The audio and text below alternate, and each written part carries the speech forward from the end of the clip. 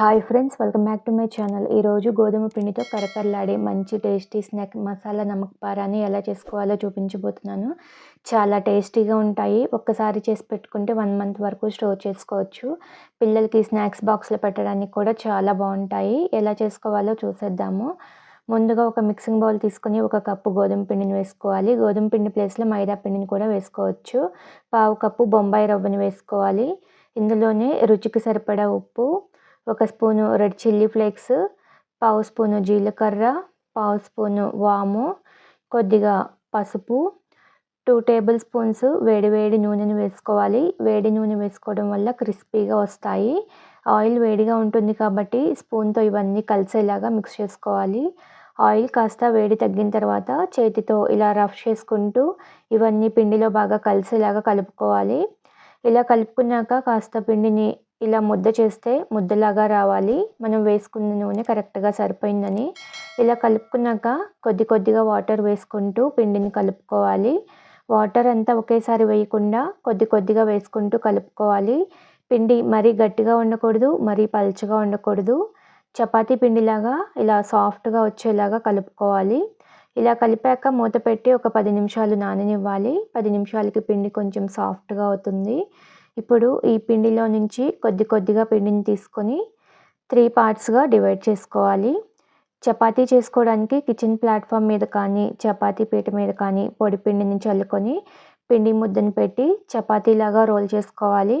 మరీ మందంగా కాకుండా, మరీ పల్చగా కాకుండా మీడియం థిక్నెస్లో ఉండేలాగా రోల్ చేసుకోవాలి. ఇలా వద్దు అనుకుంటే పిండి మొత్తం ఒకేసారి పెద్ద చపాతీలాగా రోల్ చేసుకోవచ్చు. ఈ థిక్నెస్లో రోల్ చేసుకున్నాక బాటిల్ మూతని కానీ ఏదైనా గ్లాస్ సహాయంతో సర్కిల్స్ లాగా కట్ చేసుకోవాలి.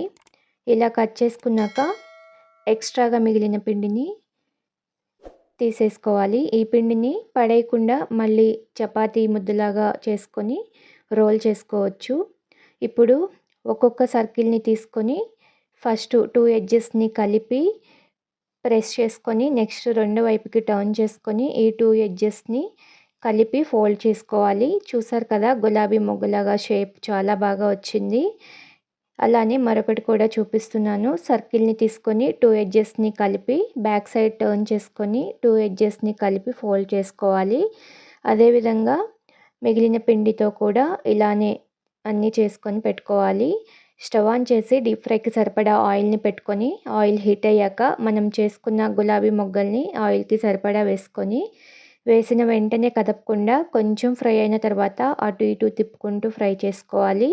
లో టు మీడియం ఫ్లేమ్లో పెట్టుకొని రెండు వైపులా మంచి గోల్డెన్ బ్రౌన్ కలర్ వచ్చేంత వరకు ఫ్రై చేసుకోవాలి. హై ఫ్లేమ్లో వేయించుకుంటే పైన కలర్ వస్తాయి, లోపల సరిగా ఫ్రై అవ్వవు.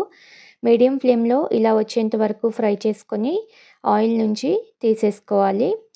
అదేవిధంగా మిగిలిన వాటిని కూడా ఆయిల్కి సరిపడా వేసుకొని మంచి కలర్ వచ్చేంత వరకు ఫ్రై చేసుకొని ఆయిల్ నుంచి తీసేసుకోవాలి. అంతేనండి, మసాలా నమక్ పారా రెడీ.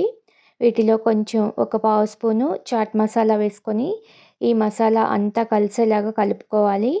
మసాలా ఫ్లేవర్తో ఇవి చాలా టేస్టీగా ఉంటాయి. నెల రోజుల వరకు స్టోర్ చేసుకోవచ్చు.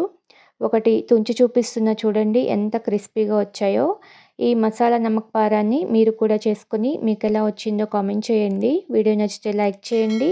మీ ఫ్రెండ్స్కి, రిలేటివ్స్కి షేర్ చేయండి. కొత్తగా చూస్తున్న వాళ్ళు మన ఛానల్ని సబ్స్క్రైబ్ చేసుకోండి. Thank you for watching.